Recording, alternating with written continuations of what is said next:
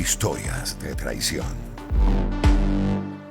10:29 de la mañana y en este cuarto capítulo dedicado a esas grandes historias de traición, vamos a estar hablando de esa traición de Santander a Bolívar, y para hacerlo, para entender por qué Santander atentó o intentó atentar en contra de Bolívar, fue acusado de traición, pero luego Simón Bolívar le perdonó la vida y le ordenó el destierro.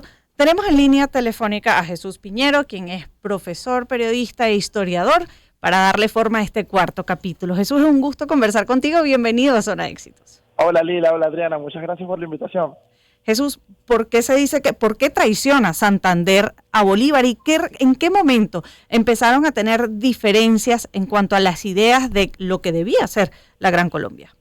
Bueno, las diferencias en torno a la Gran Colombia empiezan desde el mismo instante en que se crea la República de Colombia, tomando en cuenta muchas cosas. En principio, en que fue un proyecto inconsulto, en que el sistema político que se quería establecer, no todos estaban de acuerdo, era un proyecto prácticamente personal de la figura del libertador y generó, controversias, contradicciones propias del momento, pero sobre todo un proyecto o una disputa que se resume entre un sistema federal apoyado por Santander, en el que los estados, tomaba mucha inspiración de lo que estaba ocurriendo en Estados Unidos para ese momento, en el que los estados tenían autonomía con la existencia de un gobierno central, pero eso, garantizando la autonomía de cada uno de sus territorios, versus un sistema centralista empeñado en Simón Bolívar, que decía que estos pueblos del sur, de la América Meridional, no estaban aptos o no eran aptos para tener un sistema federal como lo tenían los estadounidenses por circunstancias geográficas, circunstancias climáticas. De hecho, él es bastante enfático en eso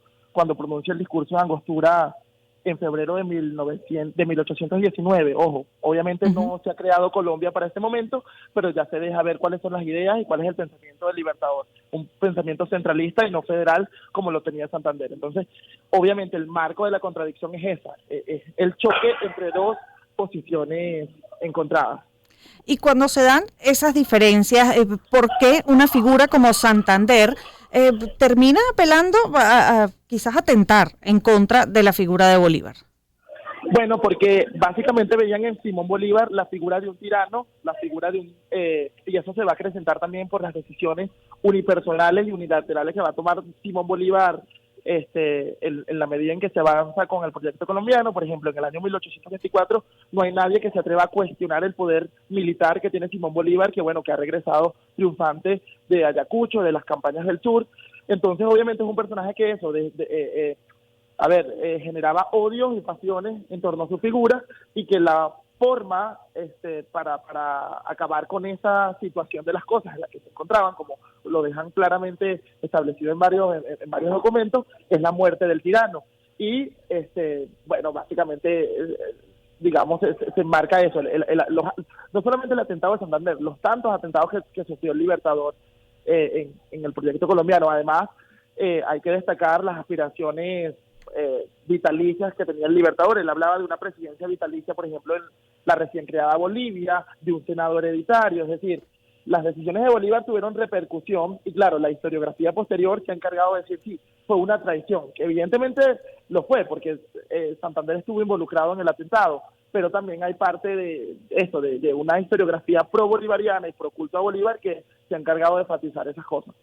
Jesús, como hemos visto a lo largo de toda esta semana en estas grandes historias de traición, solo es traición en la medida en que se trata de alguien del círculo cercano a la persona, si no es un detractor más o un adversario.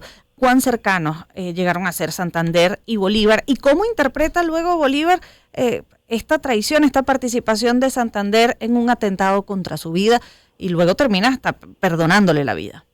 Bueno, eran básicamente muy cercanos por el hecho de haber participado juntos en un proceso, tan cuesta arriba como los que fue la independencia de la América del Sur, en este caso de Venezuela, de Ecuador y de Colombia, o de la actual Colombia, en ese momento Nueva Granada. Eran cercanos al punto de que Santander era quien básicamente se encargaba, estaba al mando de las cosas, mientras Bolívar estaba encargado de las campañas del sur, era el vicepresidente de Colombia.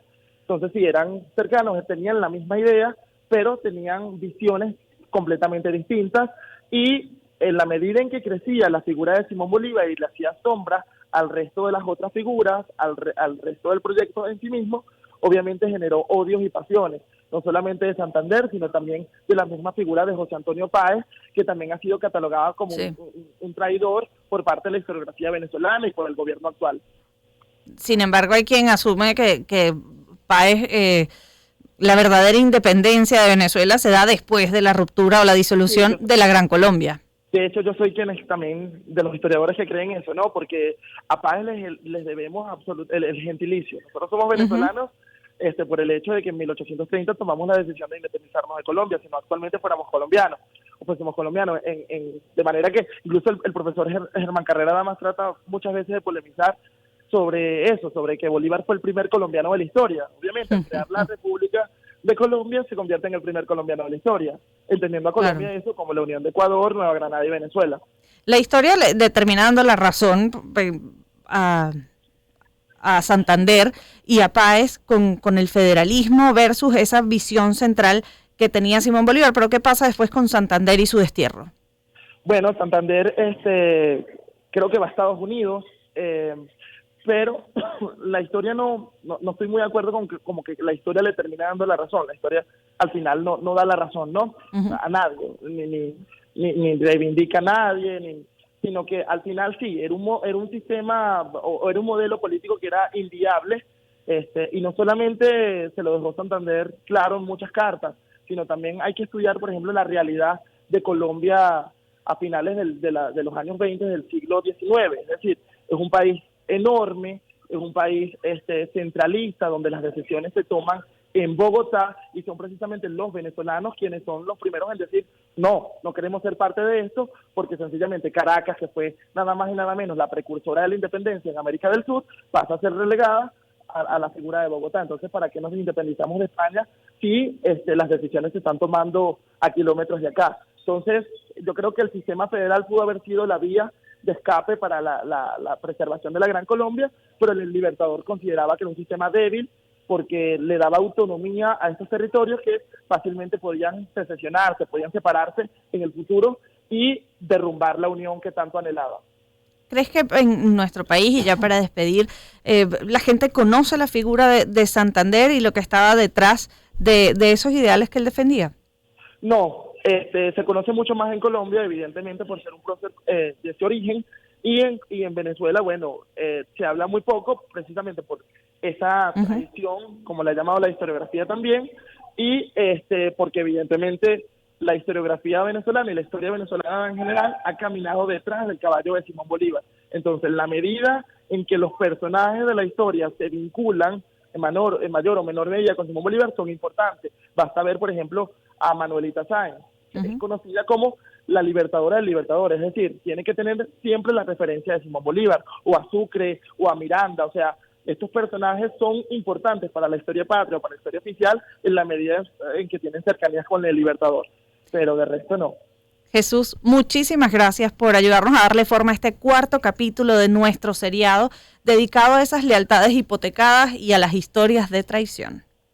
Muchísimas gracias a ustedes por la invitación. Hasta luego. Jesús Piñero, periodista, historiador y docente. Ya son las 10:38 de la mañana. Escuchamos música.